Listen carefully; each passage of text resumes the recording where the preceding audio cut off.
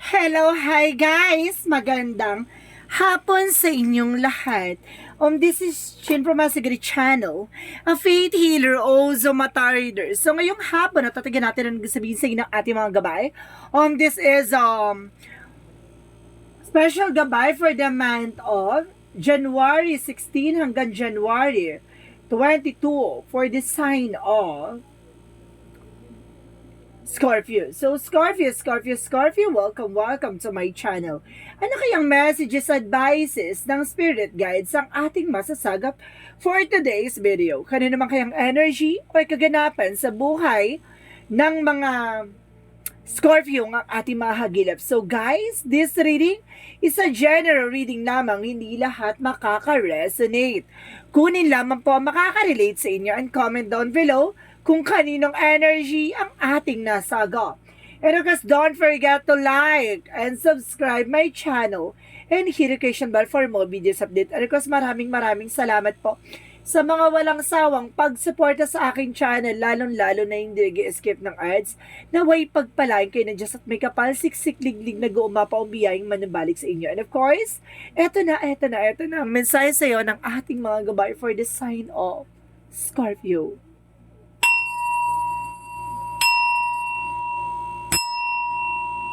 Angel Spirit Messages, ano kayang hanash or kaganapan sa buhay ng mga Scorpio ang ating mahagilap? So, sige nga, alamin na natin at bungkalin natin ang mensahe sa iyo ng ating mga Angel Spirit guides.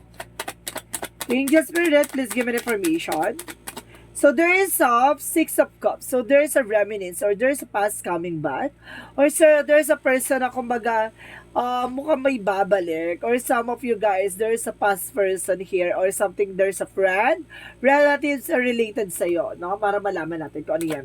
Mamaya, alamin natin yan. So, let's see. And the Seven of Swords, no? There is a sneakiness. So, there is a sneakiness like a lion cheating on you. There is an information na kumbaga, it's either kumukuha na information sa'yo or kumbaga nagsisinungaling against sa'yo. So, let's see what is the additional messages.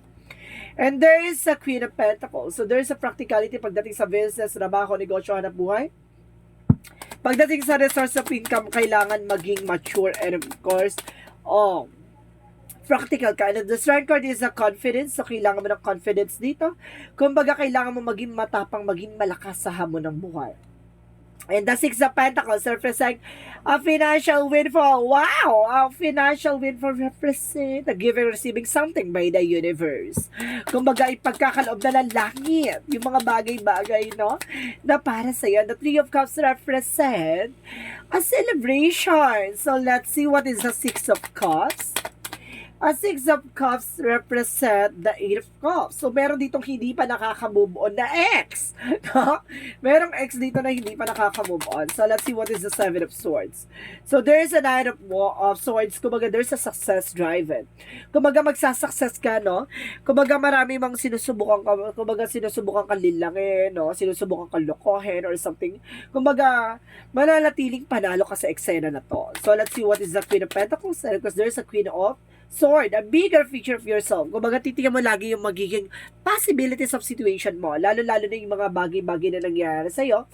At the same time, there's Three of Pentacles, so there's a teamwork, collaborations, no? Kumbaga, kailangan maging matapang, ko? And of course, kailangan mo maging, kumbaga, kailangan nyo ng pagtutulungan or something na, kumbaga, kailangan mo maging, magkaroon ng confidence dito. Alisin na takot at pangamba mo. So, let's see what is the Six of Pentacles. So, there's a Four of Wands. So, there's a celebration. Itong celebration na dahil lang tuloy-tuloy na yung pasok na maganda pala finances sa'yo. Kumbaga sinasabi na Six of Pentacles ay the Four of Wands na represent dito na celebration. Ano, homecoming. A recognition, success. Ganon. So, let's see what is the Three of Cups. Because there's a Hangman. So, meron ditong Three of Cups. So, there's a delay. So, some of you may mga delays na magaganap dito sa, kumbaga, there's a third party. I sense na para may third party dito na gumagawa ng delays or something cancellation sa'yo. So, let's see what is the Six of Cups. Because there's a Eight of Cups. So, there's a magician. Oh my God, there's an ex na gumagawa. It's either there's a, kumbaga, cross-watcher out there or some of you guys, no? Kumbaga, Scorpio may gumagawa sa'yo ng black magic. It's an ex. Ex ng jowa mo o ex ng asawa mo o ex mo, no? So, let's see what is the Seven of Swords and the Nine of Swords. So, there's the moon card. So, there's a revelation reveal. Ibig sabihin nito, natuklasan mo na, naalaman mo na yung mga kagagawa ng eksena na to, yung mga bagay na nangyari sa'yo, kumbaga, unti-unti mo nang natutuklasan, nalalaman, no? And the Queen of Pentacles and the Queen of Swords represent the Five of Wands. Nagbigay sa ito ng complication. Or suddenly, kumbaga, may mga bagay na nagbibigay sa'yo ng something, there's a competitors, rather. Kumbaga, there's a bigger picture na kumbaga nakita mo na kagad, pinutol mo na kagad yung kaugnayan kagad, no? Kumbaga, kasi itong mga tao sa paligid mo, or either, kumbaga, may kinalaman sa eksena na to, kumbaga, naging ano sila, kumbaga, kakompetensya mo na rin, no? So, let's see what is the Strength card and the Three of Pentacles. And so, there's a Nine of Wands. So, there's a resilience, no? Kumbaga, tuloy-tuloy lang ginagawa mo, no? Tuloy-tuloy lang sa trabaho, negosyo, hanap buhay mo. There's a resilience sa kailangan mong kumbaga gawin, no? Maging tahimik ka sa ginagawa mo kasi there is a Strength card represent success, no? Kumbaga there's a tiger or lion dito na sinasabi, there's a resilience. Kumbaga tahimik ako kumilos pero there's a powerful. So let's see what is the Six of Pentacles and the Four of Wands. And because there's Ace of Pentacles, wow, big money, big opportunity, and big money, wow, a big slat, my goodness. Kumbaga sinasabi sa dito, kumbaga there's a bahay, sasakyan, negosyo, hanap buhay, kumbaga there's an all material offer, na kumbaga marami resource of income na papasok dito. And the Three of Cups and the Hangman represent the Ace of Swords, no? There's a breakthrough. Kahit na pilitin nilang harangin or pinilit na lang, kumbaga, gawa ng eksena para magkaroon ng delays and cancellation yung mga bagay-bagay sa paligid mo. Don't you worry, ikaw pa rin na magtatagumpay. Diba? So, let's see what is additional messages for the outcome. Ang outcome is a Nine of Pentacles. It's a blossoming abundance. So, lalago at lalakas ang negosyo mo. Come on. And the Page of Pentacles is an investment. Okay, so there's a Page of Pentacles, so there's an investment. So may mga ganap dito na sinasabi dito na kumbaga mag-invest ka na mag-invest. So there's a Nine of Pentacles is an harvest time. And the Nine of Pentacles is a blossoming and abundance and financial windfall. So ibig sabihin talagang lalago at lalakas ang kumbaga about sa finances mo. So let's see what is additional messages for career. For your career is Nine of Cups. So, because there's a wish fulfillment and the Chariot card, no? Kumbaga maraming improvement, maraming ganap. And the Nine of Cups is the wish fulfillment and the Chariot card is the taken action. So maraming kaganapan na magaganap ngayon, no? About sa career mo, about naman sa iyong love life. And of course, pagdating sa love life, there's an Ace of Cups. So, there's a new offer or new love or something, guys. Kung you are single na Scorpio, there's an Ace of Cups. So, there's a new love life coming in for you. If you are taken, kumbaga, babalikan tamis ang pag-ibig yung dalawa ng iyong person. And that Hermit card. So, there's a soul searching. Kumbaga, nagkaroon kayo ng, there's a soul contract either. Kumbaga, talaga may connection kayo sa isa't isa. So, let's see about naman sa health. So, there's a King of Wands, no? There's some stability, no? There's a control. And the Two of Cups, so there's a partnership. So, ibig sabihin, pagdating sa health mo, it's a good part na, kumbaga, you're all goods, no? Kumbaga, wala kang gaanong nararamdaman dito or either. Kumbaga, may mga bagay, kumbaga, kontrolado mo naman. So, let's see what is additional messages for magical fairy messages. Pasabog, ha? No? Kumaga, there is an ex dito na gumagawa. Pero suddenly, diba, pinipilit man nilang manggulo, pinipilit man nilang gumawa ng eksena, hindi sila nakaka-apekto sa'yo. Ganon. So, let's see what is the magical fairy messages. Magical fairy messages represent a pregnancy. So, there's a, kumaga, there's a pregnancy, kumaga may pagbubuntis dito or either, baka may bagong negosyo or bagong trabaho ka dito, no? Kumbaga, there's a blessing, no? So, let's see what is a Yin and Yang Oracle card. My goodness. So, let's see what is a Yin and Yang Oracle card. Represent, there's a triggers and conflicts. So, mayroon dito nagtitrigger na conflicts. And there's a fulfillment and wishes. Na maraming matutupad dito. May gumagawa na complication, pero suddenly, kumaga may mga bagay na kailangan mo lang iwasan. And there is a regret na marami dito panghihinayang pagsisisi na nagaganap. Yung gumagawa ng complication sa'yo, no, kumaga siguro nagbabounce back sa kanila, no? Additional messages pa. And of course, there's a truth. So, kumbaga, alam mo na yung totoo diba? Kumbaga, gawa sila ng eksena, pero walang na-apektuhan sa'yo. Bagkos, nagkakaroon sila ng something realization. Ganon. So, let's see what is Arcang Raphael. Archangel Raphael messages for you is forgiveness heal. So there's a forgiveness heal dito. Kumbaga kailangan mo na makaalis sa nakaraan, no? And there's a live a stressful situation. Kailangan mo na pakawalan yung nakaraan na nagbigay ng stress sa'yo. Diba? Deadma ka na lang, basta wag ka na ulit magtitiwala at maniniwala. So, let's see what is additional chakra. So, there is a guest na maraming bida-bida at maraming kontrabida. And there's an isolation. Kumbaga, itong isolation natin, it is I said something, thoughts or something iniisip mo or something na, kumbaga, nagbibigay pagababag, no? Kumbaga, yung ano yun, nabubulolak doon sa, nagiging pagababag ba yun? Kumbaga nagbibigay sa'yo ng something, kumbaga worries, ganon. And of course, there is insecurity, naiingit talaga sa ito, no? There's an insecurity dito and there's a prayer. So, kailangan mo magdasal, no? And of course, there's a prayer by something ritual. So, ibig sabihin dito, kumbaga, naglalabanan about sa rituals dito, pero tendency, kumbaga, bumabalik lang sa kanila yung ginagawa nila. And there's an insecurity, ingit talaga sila. Maraming inggitera. Maraming bida-bida. So, let's see what is Archangel Michael messages. Nakakapagpagababag. Namumula si Watashi dun sa word na yun. And there is a sense of humor. So, kumbaga yun nga, diba? Titignan mo lagi yung lighter side of situation. Huwag ka tumitingin sa mga negativities. And admit to yourself and act accordingly. Kailangan mo tanggapin sa sarili mo kung ano man ang meron ka. Hindi mo kailangan magpanggap. And of course, there is this is your life purpose. Saka mo makikita yung ano ba talaga yung meaning mo sa buhay mo. Ano ba talaga yung magiging mission mo sa buhay mo. Ano ba talaga yung kahalagahan na dapat mong gawin. So, let's see what is the Romance Angels. Let your friends help you, no? Hayaan mo yung mga kaibigan mo tumulong sa and there's a retreat na kailangan mo mag-retreat from this world. So, let's see what is additional messages for Angel Spirit Guides. So, there's a forgiveness. May kapatawaran dito, ha? There's a kapatawaran. And of course, there's an information na parang, kumbaga, there's a flow of love na nagbibigay ng blockages. So, ibig sabihin, patawaran mo sila, dead ka na sa kanila. Pero, okay na yun na, kumbaga, at least natauhan ka, nalaman mo na yung mga bagay-bagay. At least, hindi ka na maniniwala at magtitiwala ulit. Diba? There's a growth. Magkakaroon ka ng growth and expansion. So, let's see what is additional messages for Angel Spirit Guides.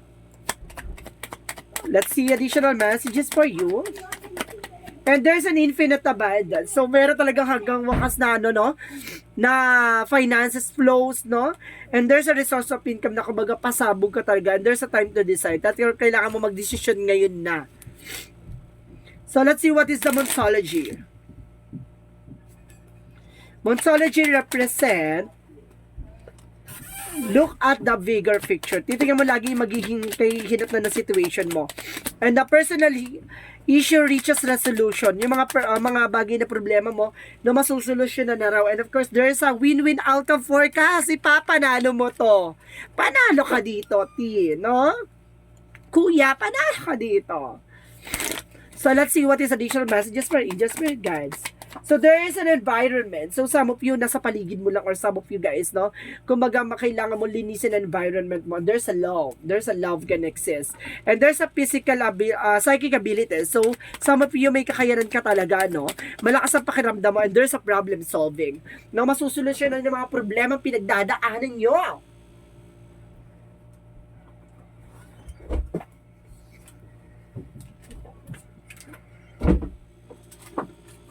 So, let's see additional messages for this energy. For this energy, so there is a woman holding a coin.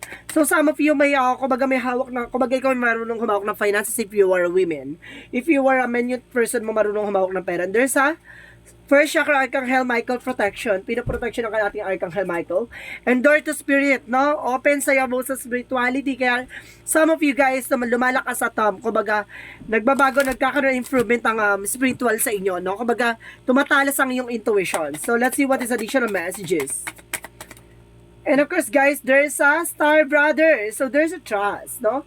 Kailangan mo magtiwala, no? Magtiwala sa mga bagay-bagay na nangyayari sa'yo. And of course, there's a with a hater. So, there's a deep love, no? Kumbaga, malalim talaga tong pinanggagalingan tong pagmamahal na to, no? Talagang sinilang ka para mahalin mo siya. Ay, ganda. So let's see what is the Jesus loving quotes. Jesus loving quotes said, "Peace be with you as my Father sent me," no? Bigyan mo ng kapayapaan yung sarili mo, gaya ng kapayapaan na pinagkaloob ng Panginoon, ng Ama na nasa langit, no? So, there's an angel's answer. Mag-isip ka na magiging question mo regarding sa ano kung gusto mong tanong. Bibilang ko na 3, kailangan nakapag-isip ka na, okay? 1, 2, 3. Angel's answer. Give me an answer for your question. Bigyan mo ako ng kasagutan, Angel's answer. So, if you believe, no? Kung maniniwala ka at kung naniniwala at nagtitiwala ka, within the next few months, sa mga susunod na buwan. And there's a reconsider. May mga bagay na kailangan mo i-considera. Diba? Bibilang pa ng buwan bago mo makuha isang bagay na to, no? Maniwala ka lang na makukuha mo. So, let's see what is the angel's number. Represent 15, I am wise. So, kailangan maging wise. The love for others is powerful as you are unable to spend your gift of support far and wide your free social nature and brings you into contact with a variety of people, all who would benefit from your one heartfelt words of wisdom. So, ibig sabihin dito, kumaga, maging wise ka lalo na sa mga desisyon mo, no? Sa lahat na nasa paligid mo. Basta magdasal ka, kumapit ka, at manampalataya ka na iaalis yung mga taong hindi makakabuti sa'yo. Bagkus yung mga taong makakasama sa'yo, iaalis din yan. And of course, yung mga tao na yan, kumbaga, tuluyan na silang mananahimik kung saan sila nararapat. So, let's see what is the messages of life. And there's an hope, no? There's an hope, pag-asa. So as I enter the gate of school of life, I hold tight to the faith in God. God loves me and guards me in every situation I encounter regardless of what I confront. I trust in the truth nature. Today, I welcome life. I know that life will always return and there will always be infinite possibilities of me. Ibig sabihin dito, kung alam mo, yung magiging possibilities, alam mo yung mga bagay na magaganap na, alam mo yung mga bagay na mangyayari, alam mo sa sarili mo na sa lahat ng mga bagay na nangyayari sa iyo, no, kumbaga may pag-asa, no, sa likod na yan. Kung nakikita mo, kumbaga dahil sa pinangahawakan mo ang paniniwala at pananampalataya sa Panginoon, iaangat ka niya sa sitwasyon na kung ano man ang meron ka, no, kung ano man ang kung nasaan ka, kumbaga namumroblema ka, may pag-asa na masusolusyon na at may mga bagay dito na parang ipagdasal mo, no? Iaalis ka sa mga taong makakasama sa iyo.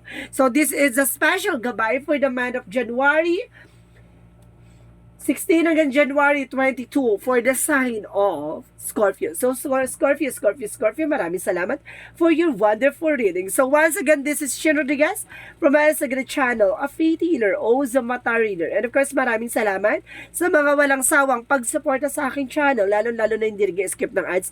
Naway pagpalain kayo na just at may kapalsiksik, liglig, nag-uumapa ang biyaya manumbalik sa inyo. And of course, guys, don't forget to like and subscribe my channel and hit notification bell for more videos update. And this reading is a general reading lamang. Hindi lahat makaka-resonate. Kunin lamang pa makaka-relate sa inyo and comment down below kung kaninong energy ang ating nasagap. Maraming salamat and see you in the next video. Bye-bye. And babush.